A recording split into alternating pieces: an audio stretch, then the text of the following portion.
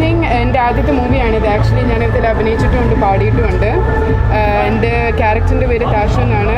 ഇത് ആക്ച്വലി ഇന്ത്യയിലെ first ever paranormal activity മൂവിയാണ്. It was shot in A different way as well. It was shot in A vlogging way and അത് കേരളയിലും ആദ്യമായിട്ടാണ് എല്ലാവരും കാണുന്നത്. നിങ്ങളെല്ലാവരും തീർച്ചയായിട്ടും പോയി കാണണം വടക്കൻ മൂവി.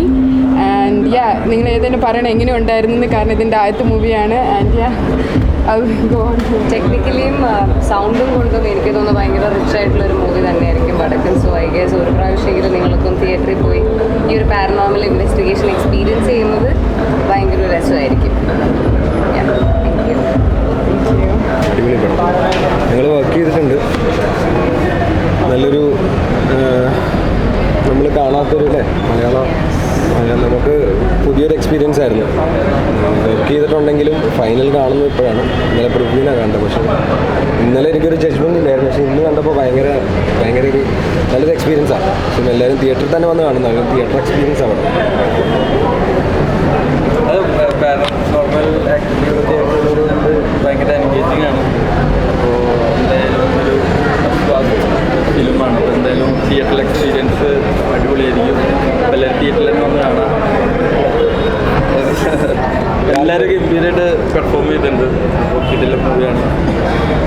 തിയേറ്ററിൽ തന്നെ വന്ന് എല്ലാവരും കാണാൻ ശ്രമിക്കണം.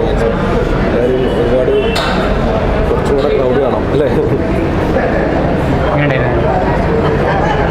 ഈ പറയുന്നത് തന്നെ ഇത് വർക്ക് ചെയ്തപ്പോഴൊരു വളരെ ഡിഫറെൻ്റ് ആയിട്ടുള്ളൊരു ഷൂട്ടിംഗ് എക്സ്പീരിയൻസും ആണ്. കാണുന്ന സമയത്തും again it's very different experience. ഇന്നാണ് മര്യാദയ്ക്ക് പടം കാണുന്നത്. പിന്നെ ഇതിൻ്റെ തിയേറ്ററിന് വേണ്ടിയിട്ടുണ്ടാക്കിയേക്കുന്നൊരു സിനിമയാണ്. അപ്പോൾ ഇതിൻ്റെ ഫുൾ എക്സ്പീരിയൻസിൽ ഇത് എൻജോയ് ചെയ്യാൻ പറ്റണമെങ്കിൽ ഇത് തിയേറ്ററിൽ തന്നെ കണ്ടിരിക്കണം എന്ന് തോന്നുന്നു. എന്നാലേ ഈ പടത്തിൻ്റെ ഏറ്റവും എല്ലാ തരത്തിലും ഇത് ചെയ്തു വെച്ചേക്കുന്നതിൻ്റെ ഒരു ആഫ്റ്റർ കാണുന്നവർക്ക് കിട്ടും. So everybody please watch it. കിട്ടുമ്പോഴേ നമുക്ക് എന്തെങ്കിലും കാണിക്കാൻ പറ്റുള്ളൂ. എപ്പോഴും എല്ലാവരും സെൽവാന്ന് തന്നെ വിളിച്ചുകൊണ്ടിരുന്നൊരു കാര്യമില്ലല്ലോ. അതേപോലെ ജ്ഞാപകം, ഇന്ദ്രധനുഷ് എന്നൊക്കെ പറഞ്ഞിട്ട്.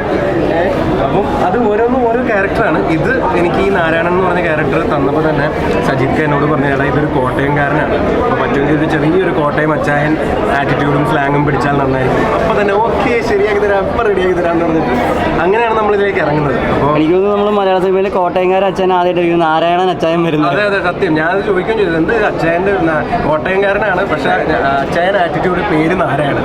അപ്പോൾ അല്ല, അതിൽ തന്നെ ഒരു ദുരൂഹതയുണ്ട്. കാരണം ഇതിപ്പം ഓപ്പൺ എൻഡഡ് ആണ്. നിങ്ങൾ സിനിമ കണ്ടല്ലോ.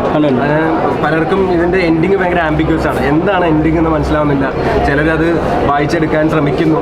അപ്പം അത് എന്താ പറയണ്ടേ, ചിലപ്പോൾ ഇതിനൊരു സീക്വൽ ഉണ്ടെങ്കിൽ അല്ലെങ്കിൽ പ്രീക്വൽ ഉണ്ടെങ്കിൽ നിങ്ങൾക്ക് മനസ്സിലാവും നാരായണൻ ആരാണ് എന്താണ് എന്നുള്ളതൊക്കെ.